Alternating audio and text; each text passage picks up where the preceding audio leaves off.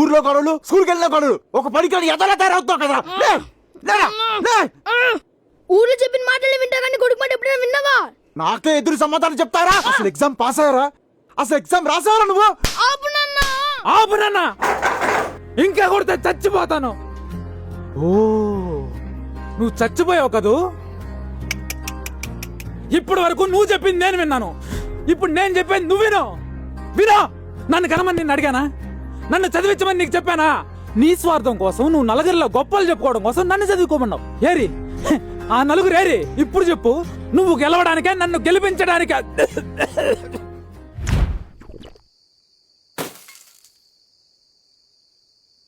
ఎక్కడికి వెళ్ళారా? బయటికి. బయటికంటే బయటికి నేను బయటికి వెళ్తానంటే ఉద్యోగం చేసి కుటుంబాన్ని పోషడానికి వెళ్తున్నాను. నువ్వెక్కడికి వెళ్తున్నావు? రే తాగొచ్చవా? ఏం పాపం చేస్తే పుట్టావరా నాకు?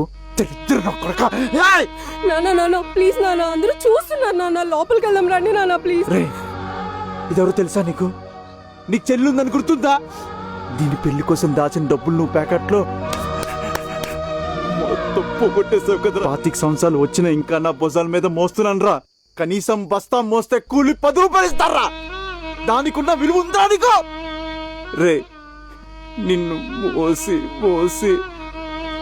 భుజాలు నొప్పి వస్తున్నాయిరా.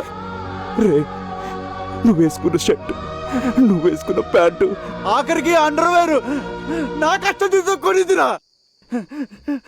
రే నా అవసరం ఏమవుతారా? ఏంటి నాన్న, నువ్వు ఇక్కడ కొడుతుంటే నొప్పి ఇక్కడ వస్తుంది.